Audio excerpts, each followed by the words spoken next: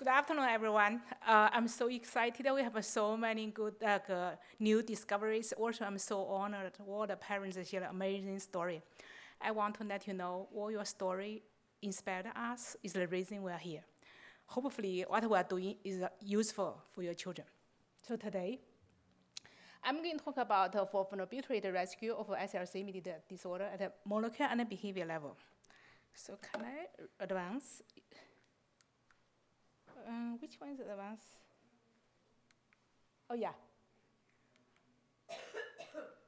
Yeah, so I'm going to have a brief summary of a previous work and also a brief summary of for phenobarbital rescue at a molecular level and at the behavior level.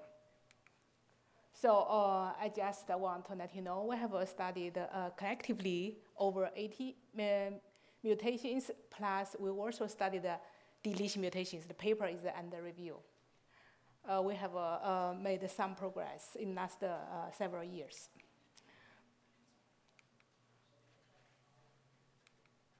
Yeah, just a summary of our previous work. So we identified the majority of mutations are loss of function. Some are partial loss of function, some are complete loss of function. And the mutation causes destabilize the protein and reduce surface protein expression. A lot of these mutations have a ER orientation, and this is consistent in both neurons and astrocytes because GABA transporter is expressed both in neuron and astrocytes.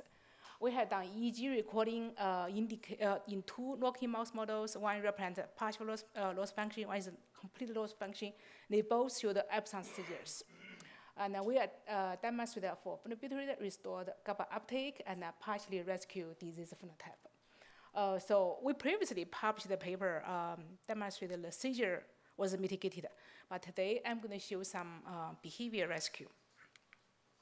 So as said, we have studied GABA transporter extensively. This early paper published a few years ago. So basically what we demonstrated, as the previous speaker also pointed out, across different disease phenotype, loss of function, either partial or complete loss of function. So here is showing like 30 variants across different phenotypes. We see consistent reduction of GABA uptake, but the reduction level is a little bit different. And with for phenobarbital, we can rescue if we express the mutant alone. So you see majority can be rescued, but some cannot. But in heterozygous condition, which is patient condition, cross mutation can be rescued. So this is very encouraging. So we want to know, because we hypothesize, because for phenobarbital, we promote protein trafficking, and because GABA transporter is stuck inside the cells, they must function, they must reach cell membrane, otherwise they will not be useful. So this is why we use it for phenobarbital to bring them up. So this is a mutation to show Maxwell's mutation in live astrocytes and the neurons. So as I said, GABA transporter is expressed in both astrocyte and the neurons. So we can see from here in the astrocytes, the wild type you have very smooth even distribution, but Maxwell's you see is very enriched around the nucleus. In neuron, you see like in the wild type, the GABA transporter is like a Christmas ornament. A lot of pancreas, but in Maxwell, you see a lot of just concentrated in the somatic region of neuron. We also want to see how the wild type and the mutant interact, because in all the patient is heterozygous. So as you can see from here, the green represent mutant, the red is endogenous wild type. We can see, compared with the wild type, the mutant form large clump inside the astrocytes, suggests the astrocytes probably they have the principle is ER orientation, no matter it's a neuron or astrocyte. Also, if you look at it more closely, the morphology of astrocytes even changed. Yeah, we did like human iPSC-induced astrocytes and neurons. I'm not going to spend a lot of time on that. We have already published a few years ago. So basically, compare with, again, we use Maxwell cells as an example. Compare with his isogenic control, which means wild type. And Maxwell cells, you have a clearly reduced pancreas, and also enriched somatic presence of GAT1. In astrocytes, you have a lower expression. However, if you co-express the wild type and the mutant, you will see very distinct phenotype. In the wild type, you see very smooth presence of GABA transporter, but the Maxwell, you see very enriched around the ER, suggesting ER orientation. So that's why we are confident across different cell type. We first demonstrate in hack cells, and then later on in mouse astrocytes and neurons and human astrocytes and neurons, you see ER orientation. So that's why we think for phenobarbital will be helpful. And then we also wonder, those are very low throughput, just a few cells. How about a large population of cells? So we look at the membrane expression of a GABA transporter with flow cytometry, which give us, we can look at 10,000 cells at one time. So here you can see, compare with the wild type, and then you have the red. The green is one mutation we know has almost no protein at the cell membrane. And then we use this as a reference. We found across all these different phenotypes, majority, here actually what we showed, all of them have a reduced cell membrane expression. At the total level, only one had a similar level as the wild type. So this suggests probably for most mutation, if not all, they have a reduced total expression, they have a reduced membrane expression. So suggests you have a very few, have a reduced number of GABA transporter at the cell membrane. And then we look at two mouse models. One is Charlie's, one is Maxwell's. So A288V is a partial loss function.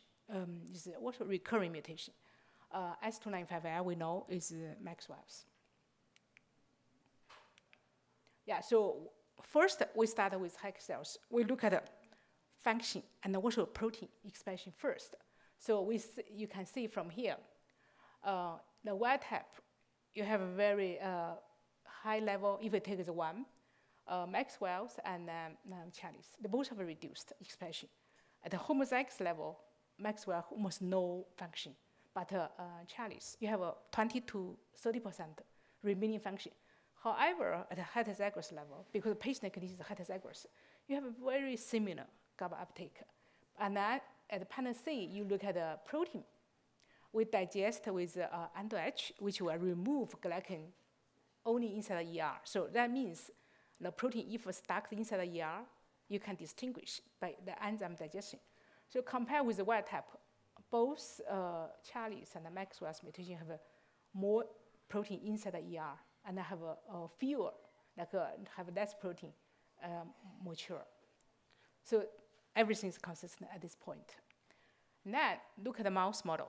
We look at the wild type, heterozygous, which is the patient condition, and the homozygous with the mutation alone. So so far, no human is homozygous. All human patients are heterozygous. But we use homozygous because we want to see how the mutant protein behave, in vivo. So compare with the wild type, the heterozygous, both Charlie's and Maxwell's, you have a much reduced protein expression. Homozygous, so just look at the mutant alone, you will see 20% in Charlie's mouse model, and they have no protein in Maxwell's mouse model.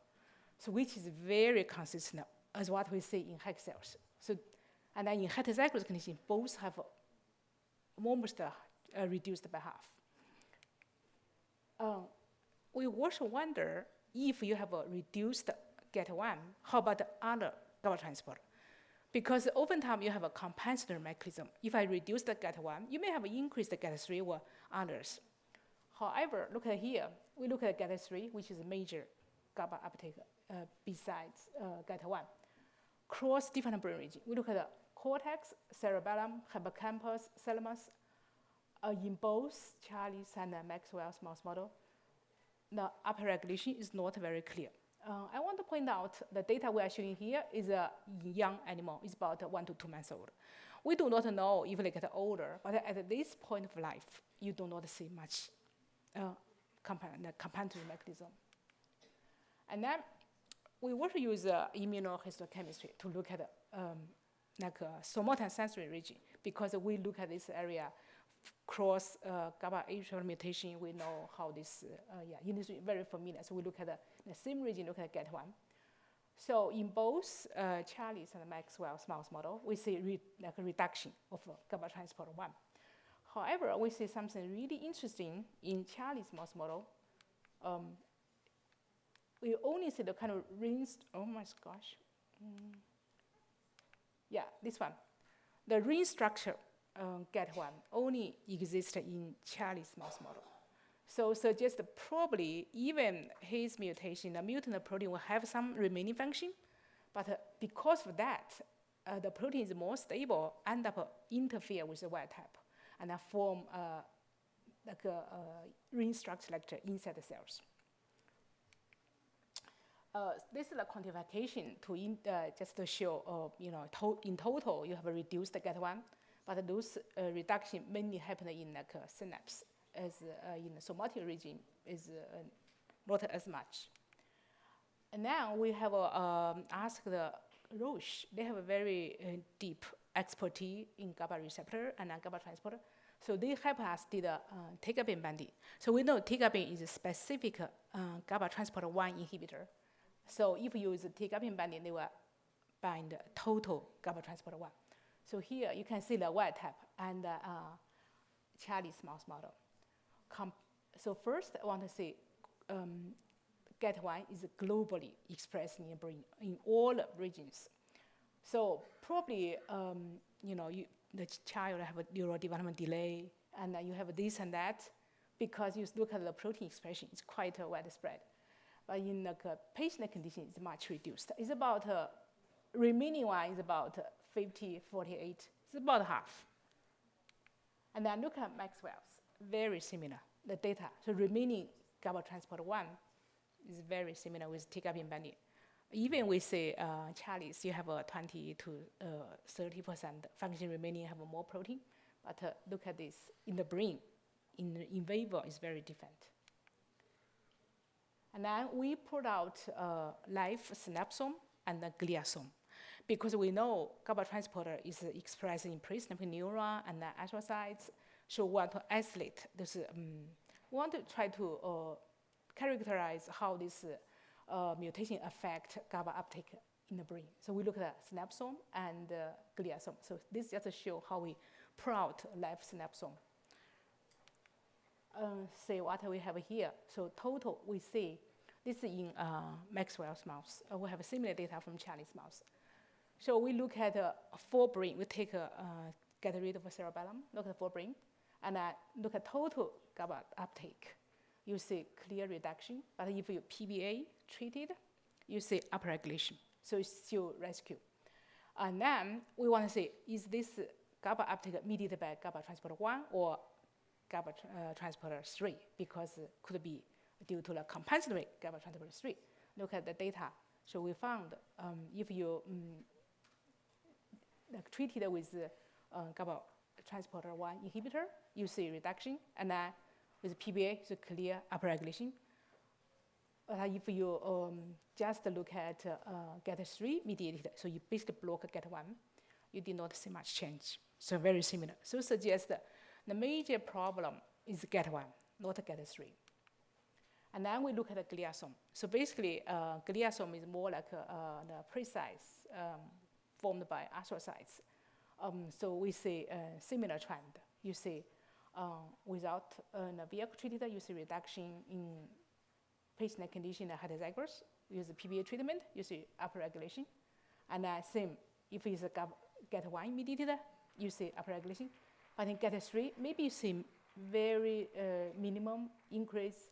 But overall, I think the major change is in GAT1. Yeah, so here just to show tigabin binding in a wild type, how strong, also widespread. This again is generated by Roche. Now we look at the neural behavior. So as I said, both mouse model, if you look at the CA phenotype, mainly is absence. About a little bit over 2 weeks old, you see they have a very similar behavior phenotype. This is a recording from a Chinese mouse model. You see very nice absence epilepsy, next SDWs. This is Maxwell's.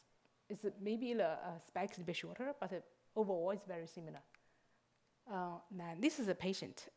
Previously, like speaker talked about under 2 years old, you will not see EEG is pretty much normal. But this is a Chinese cohort patient. They were above 3 years old. So it's very nice, like 3 hertz spike of discharges. Mouse is about 5 to 7 hertz. It's very consistent. And so PBA, we see the reduction after PBA treatment in both mouse models. So first, look at we did the EEG surgery, and we let the animal recover 7 days, and then we record for 48 hours. And then you treat the PBA for 7 days. So here is only like acute treatment regimen, and then recording 48 hours without treatment. This is what we got. We published the Maxwell's mouse model data. For Charlie's, we have not published, but it's consistent. We see seizure reduction in both mouse models. So that means PBA probably, will be useful for seizure reduction for many children. We also want to say we are pretty happy we see the rescue for neurobehavior comorbidities, because we know seizure is not for those children, it's not just seizures. Actually, comorbidity probably is a very big concern. So this is just to show both mouse models have reduced the weight. And now, I showed this last year, and now you have a delayed response after retin reflex. We did not do that after treatment. Here, we show at the baseline level, both mouse have reduced travel distance. So I want to say we have tried a battery neurobehavior test. It's not very good, but we found out home KG scan is very good. So we use the home KG scan and get very consistent data. We look at 1 month, 7 months, 10 months. So this what I showed the 1 month. All the work is done by a very nice research program manager, Karishma. She has a poster for that, so more detail can be found there. So we found out in both Maxwell and Charlie's mouse model, you see reduced locomotion. So you have a reduced hand cuddle. Basically, the mouse cannot play as many hang on a cage. We contact the company, and they said basically show the motor scale.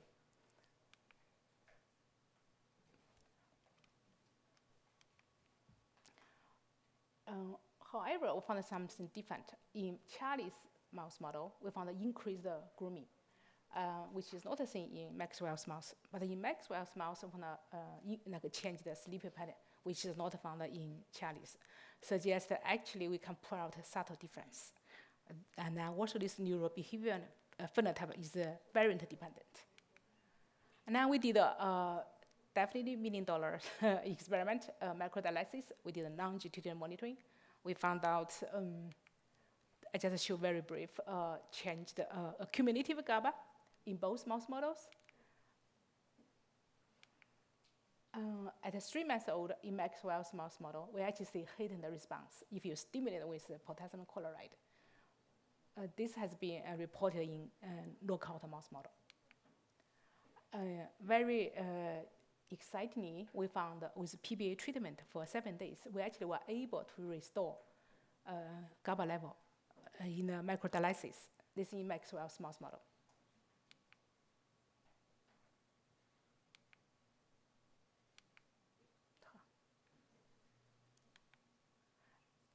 And now we talk about rescue of neurobehavior phenotype.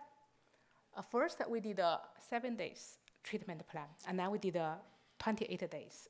So one is represent acute treatment, one is chronic. So for 7 days, we say rescue, and with 28 days, we actually see better rescue. So I think right now, Karishma, her poster will have more detailed information. If you're interested, you can go to the poster. But I think overall, we think PBA not just rescue seizures. It can rescue neurobehavior comorbidities, which is really useful. So the method we use is the home KG scan. Mainly is locomotion deficit. The take-home message for my talk is first, we think both Charlie's and Maxwell's mouse model had a reduced total GAT1 expression. Because we have previously talked about a lot of study from cell model, so today more like a mouse model. And we found the GAT3 protein was not clearly upregulated in either mouse models. Actually, I did not show here in Charlie's mouse model, in the homozygous condition, we actually see a small downregulation of GAT3. We found that GAT1 mediated GABA uptake was reduced in both Charlie's and the Maxwell's mouse model.